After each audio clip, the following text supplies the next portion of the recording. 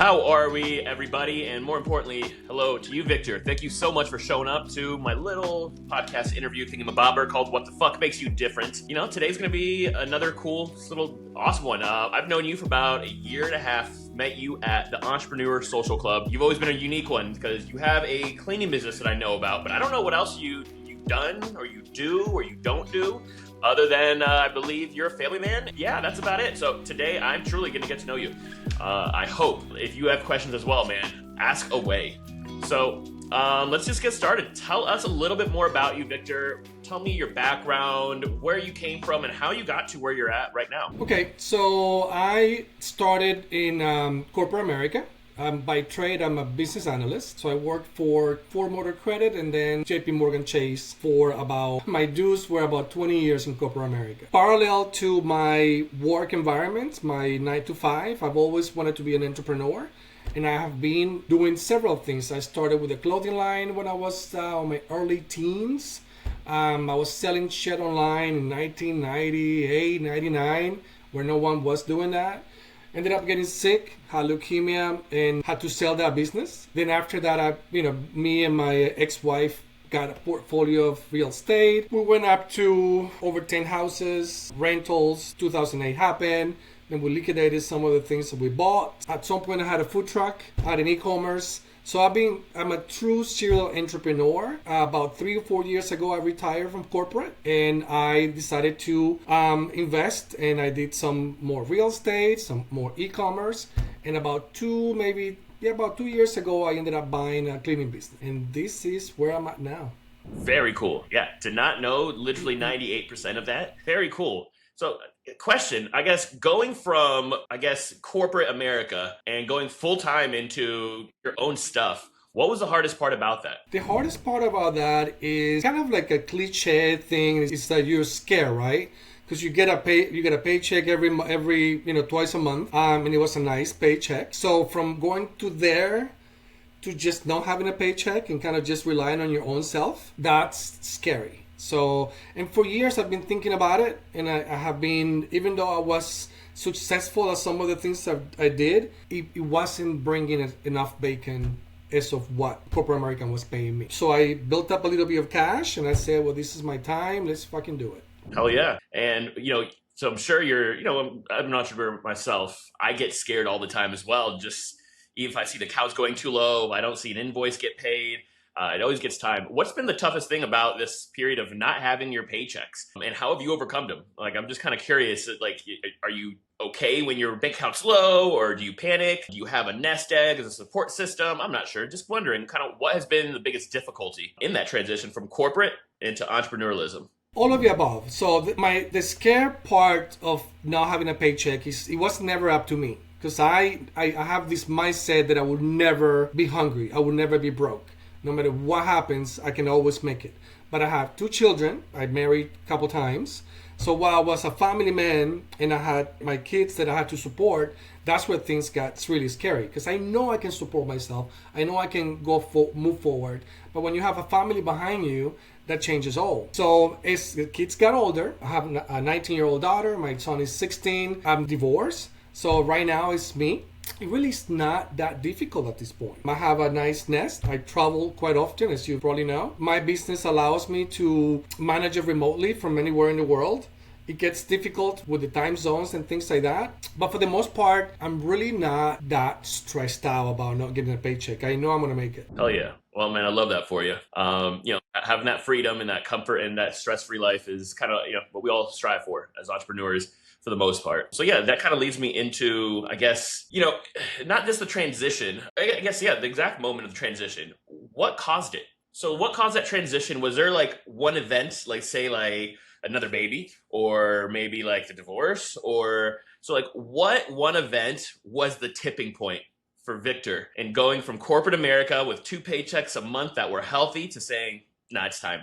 Let's do it. Number 2, you were right the second time. So yeah, I got divorced for the second time, and I found myself living by myself. The kids, as they get older, they don't want to hang out with you that much anymore. So they went from spending every weekend at my house to I want to hang out with my friends. They're adults, they're driving. So I found myself kind of thinking, I don't have that responsibility anymore.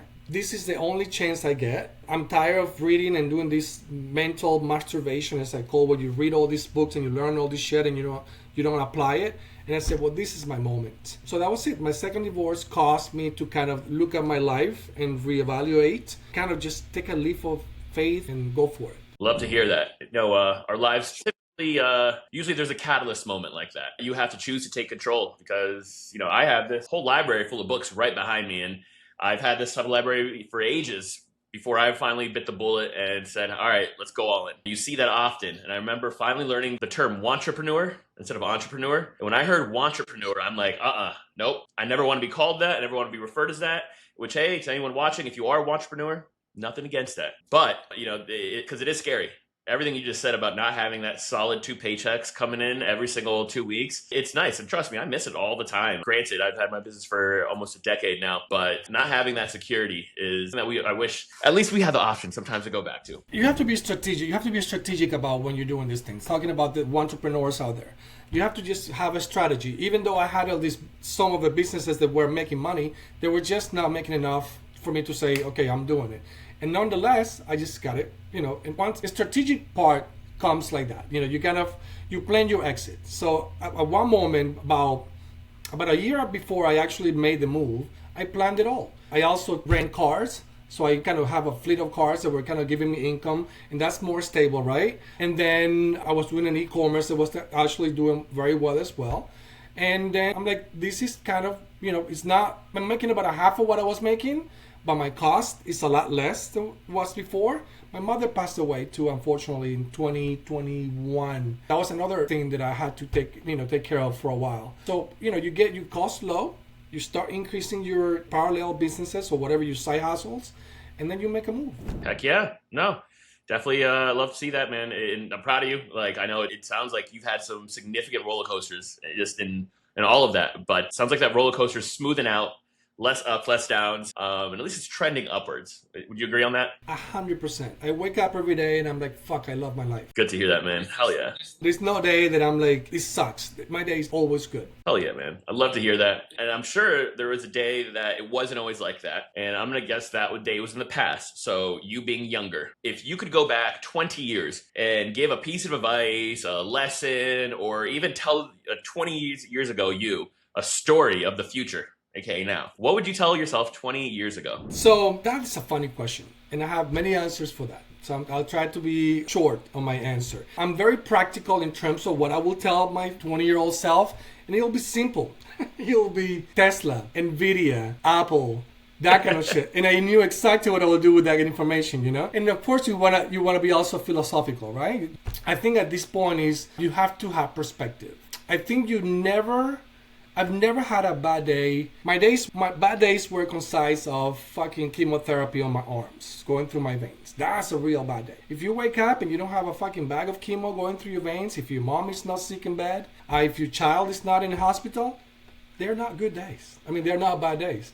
So basically, I would just tell myself, just push through it and things will get better. Hell yeah. Cool. And then I do those little kind of signs, Tesla, Apple, Nvidia, Bitcoin. Yeah, buy Bitcoin. Buy Bitcoin. I promise you, it's going to be a good idea. Just trust me. God, I wish we could just get our future selves to do that for us now. I feel like it's happening. It's going to happen soon. Yeah, I agree. One of the things that you've mentioned many, many times is your family. And personally, I say my family's my reason why. Is your family your reason why? Or have you ever had any other burning desires that really fueled this conquest into being a serial entrepreneur? Is it maybe, hey, I've always wanted more businesses. I've always wanted to learn the most, or I love the risk. Is it I just love my family, want to support them? What's your reason why? And one thing that I like to always ask is, has your reason why changed over the years? 100% changed over the years. So my reasons why in the beginning were my family. I got married very early on. I married my college sweetheart.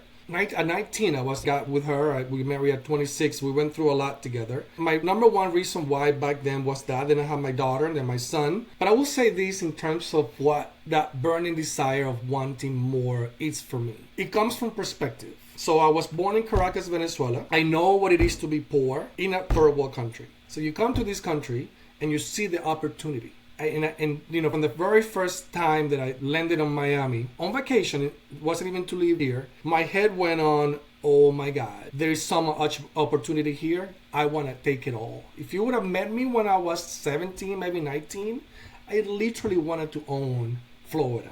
I was that driven. Like, my wife, ex-wife now, always kind of told me that. I said, Victor, you just, how do you have all that drive? And it comes from perspective. I know what it is not to have opportunities, what it is to be poor and yet not having opportunity, to come here, still be poor, but you can see all the opportunities, and why not be me to take advantage of it? Hell yeah. Wow. I can't imagine seeing that contrast, especially like you said, Venezuela, and then you show in Miami. And if anyone here has been to Miami, it is pure glitz, glamour, and, this opulence and luxury. It has everything from culture to, it has the world. So I'm sure that it went from seeing, not much to the literal whole world in every road you're looking down. Had it been great, man. And would you say, did you have fear back then, that same scaredness with that drive that you've had while searching through entrepreneurialism? Because I know you probably went to, like, what was your idea of how to obtain everything, or how to obtain Florida, how, like you said it, back when you got here? I'm curious about that. So I went to college, Ecker College, which is here in St. Pete, and I had the opportunity to hang out with very affluent people. My Ecker is not a cheap college. Don't ask me how I was able to afford it. And all my friends, including people from my own country, were people that were just well off. I saw them and I say, there is a ton of people that have a lot of money, and they can do a lot with the money they have. Immediately, that drive got into me. So my idea, I was gonna have t-shirts at the time from my wholesaling t-shirts. And I one day went to, my biggest customer was Disney.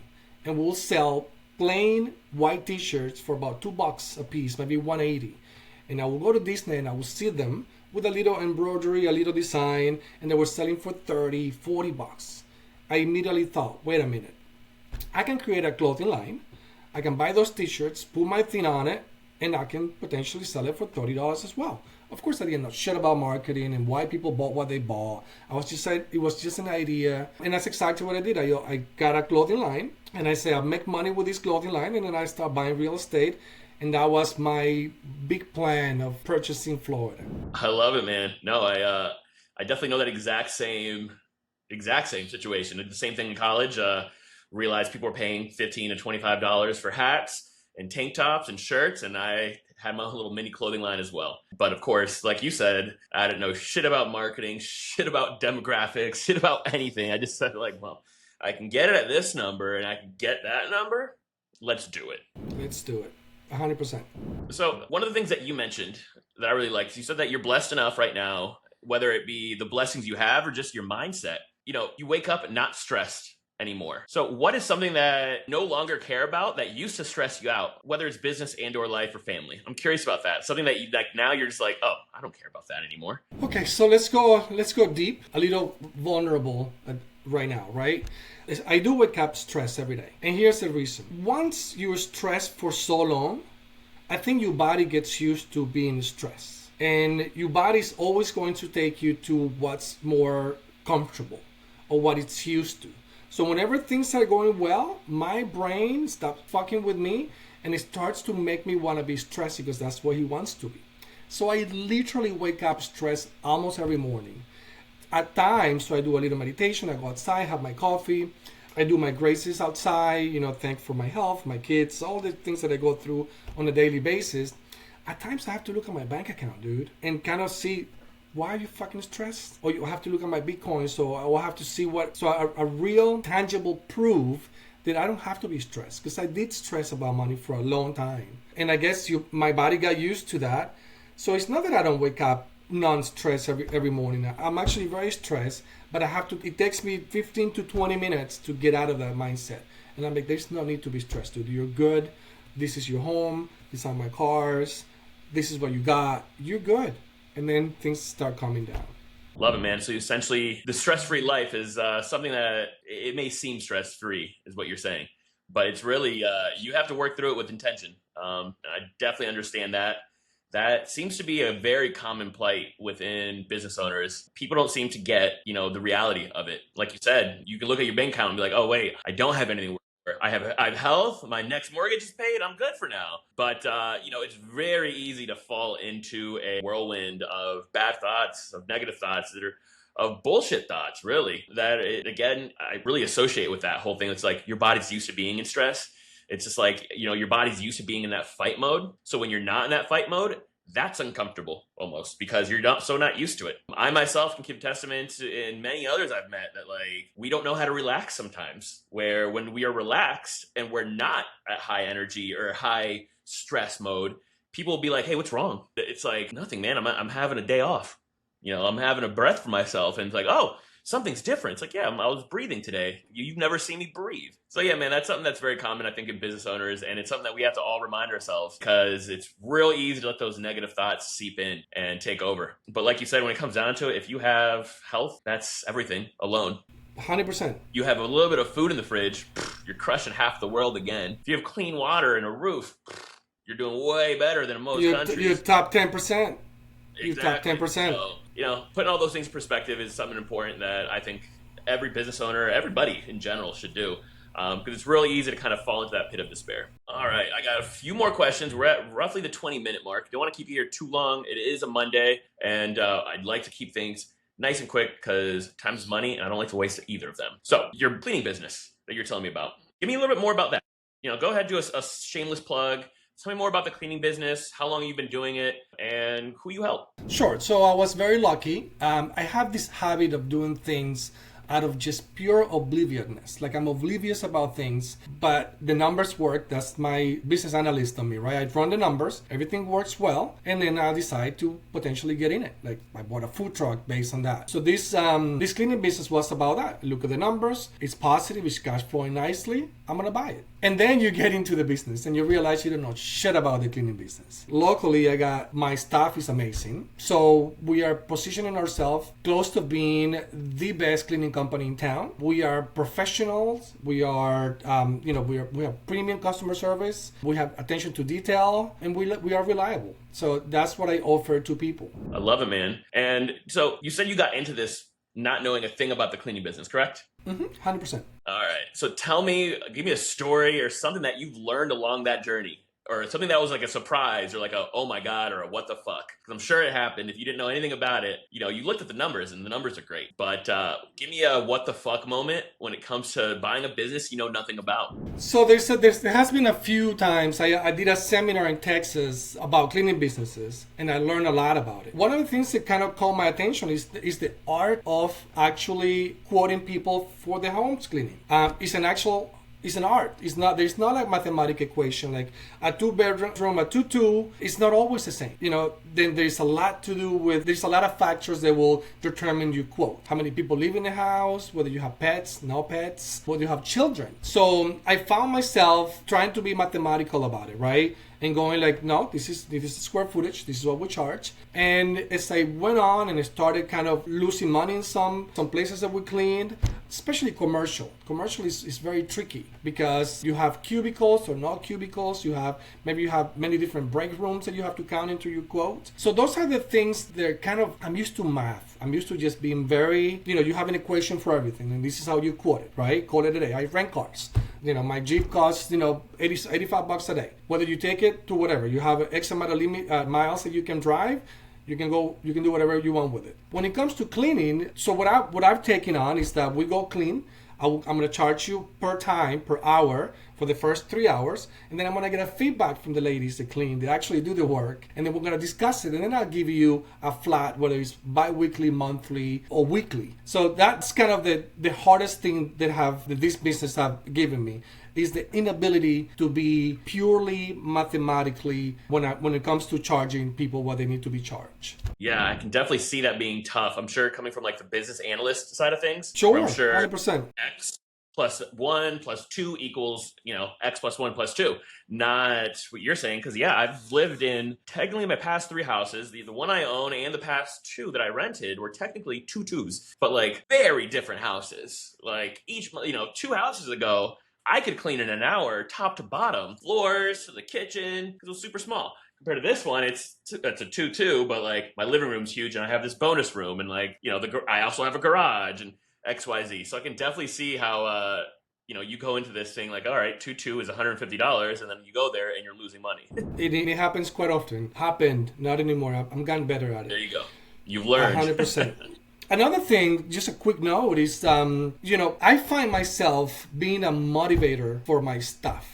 I did not know this, but what happens is you hire people that clean houses, right? And the minute they learn to do something else, they move on. Even if I pay them more, it seems that the job is degrading, right? You got to clean toilets.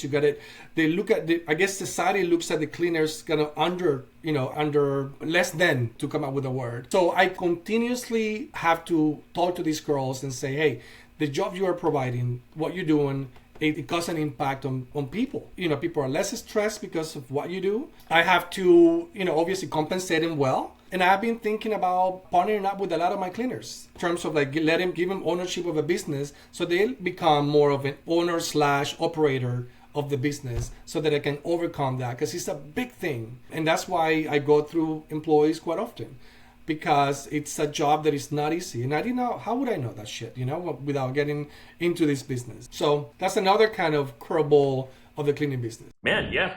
And that's something that I've learned in my 7 years, my last 7 years of running my business, because in my first 3 years, it was pretty much just me doing freelance work, essentially. Then it started becoming a real business once I started hiring an employee or two, and not really seeing the turnover, but also just seeing the difference. Like you kind of mentioned, like you have to talk to them and lead them, get them excited about and understanding what the job is, and everyone having the same mindset on. And that's something huge that I focus on a lot in my business, is supporting my team. And the one thing that I've had an employee of mine been with me now for like 5 years, and she said, Carlos, you told me at the very beginning, you always wanted to be a boss. You always wanted. And she's like, I promise you, you are the boss I wish I always had, and you are that boss. Thank you so much. And that's motivated me to always try and just treat people the way I wanted to be treated, lead them, educate them, support them the way I wish I would would have been treated when I was. Not that I had a horrible experience working in, because I went out of college, I went to corporate entertainment, big party world, cool stuff. But I've had a handful of jobs after that. It was one of those things where, if I remember being told one time, hey man, you're doing great, keep it up. The simplest sentence ever. Boy, I rode that high for 3 weeks. I'm like, dude, that boss has told me I'm doing good to keep it up. He didn't mention money. He didn't mention incentives. He didn't say, hey, I'm going to give you $100. He just said, keep it up. And I was over the world. So that's something that I know in business, especially when you have a lot of different employees, and especially if you're going through them, I'm sure you have to kind of focus more on how can I minimize this churn a bit more, because it's tough. What's very incredible about it is that money doesn't cut it. This is the only thing that I've been into, where even if you pay them more, they still don't want to do it because they learn something else. So that is a hurdle that I have to overcome constantly, because it's not just the money. You have to make them feel like they're associates and they're working something greater than just cleaning bathrooms and floors. So that's I find myself being that guy most of the time, just kind of motivating them and letting them know that they're just not cleaning, period, a bigger picture. Oh yeah, no, that's and I'm sure that it's very difficult going again from a very number driven, almost past, not even your own past career. Your whole past has been, hey, X, Y equals Z. And like you said, that's the one thing I remember learning day 2 of business class back in college. It's if you want people to do stuff, incentivize them. And then the first thing it said is more money. But there are so many things people do not care about. They don't care about money all the time. Literally, I always think back to that day. I was 22 and I was just told I was doing a good job. And I've never felt richer than that little moment. Just having a little bit of validation, or you're saying, piece of the company, or that bigger vision, because that's what really works sometimes, man. And one thing that I heard you say as a last question is that you have a daily routine in the morning. I'd love to hear your routine, because I get to know people almost by, how they live, how they act, the things they do constantly, because that's who you truly are. I'm curious, Victor, what is your daily routine? It really isn't that complicated. I wish I had the mouth tape and the 6-pack and all this shit, but it really is not that complicated. I wake up, the first thing I go is to my kitchen, and I get my coffee going. I come back to the bedroom, brush my teeth, my face. The coffee will be already done at that moment. Grab my coffee, head outside. I got my cup of coffee. I'm looking at the sky. I'm looking at my lawn, whichever car is parked next, in front of my driveway. And I do graces. I'm thank you again for another day. I don't feel any pain. I'm very specific. Thank God, or thank you, because I sort of talk to him, right? Because he's got nothing else to do, and he's just listening to me, and he's avoiding all the misery in the world to talk to me for about 5 minutes in the morning. So I say, I'm very specific. Thank you for the roof that I got a new roof. I just got a new roof. Thanks for that. Thank you for my knees not hurting today. Thank you for my back is not hurting. Thanks this weekend I hung out with my son. I had a great weekend with my son. Thank you for that. My daughter is in good health. Thanks for the relationship I have with their moms. My sisters, thank you for that. So I go in a series of being thankful or graces, come back to the house, hit the computer for about, kind of putting out fires, and then I hit the gym. Sometimes the fires are an hour, maybe 30 minutes. Sometimes it's a couple hours. But, soon after I finish whatever is pressing for the day, I go to the gym and I work out. Hell yeah, man. I love hearing that. Sounds, I love someone who focuses on the blessings and being grateful for stuff, keeps you humble, and I swear it just keeps the grace coming back to you. 100%. Always thankful. We're blessed, man. I truly feel blessed, and I feel like I need to voice it out every morning. Love to hear that. Well, Victor, we have hit the 30-minute mark. It's been an absolute pleasure getting to know you. Might have to do another one of these so I can hear more of those stories and all those little mini adventures too, because that's kind of also another passion of mine, is hearing the little side hustles and mini businesses that all serial entrepreneurs have, because they all come with their own book and chapters of lessons. I have so many of those, man. We should definitely do it again, or just hang out on a personal level, and I'll tell you all these crazy stories. Can I plug my company quick, or? Yeah. Throw in your company. Tell us what you do and tell us about your company and why someone should hire you. Yeah, so it's Visila's Cleaning Solutions. We are the best local cleaning business in town. If you do not know our ladies or my staff, your house is probably dirty, and that's not cool. I can definitely help you with that. Visila's Cleaning Solutions. We are reliable, and we have tremendous attention to details, and that's what separates us from the most. I love to hear it, man. Well, there you go. You guys heard it live. Attention to detail for dirty houses. Contact Victor, and Visila is the name, correct? Visila's Cleaning Solutions, yes sir. Visila Cleaning Solutions here in St. Pete and Tampa Bay. They have all of your cleaning needs. And Victor, again, thank you so much. I'm going to hop off. Let's have a great week ahead. Definitely get together, snag a beer, and go over some of those crazy stories that we both have. Let's do it, man. I appreciate your time. I appreciate you. You'll be good. Appreciate yours. You take care, Thanks. my man. You got it, Bye-bye. brother.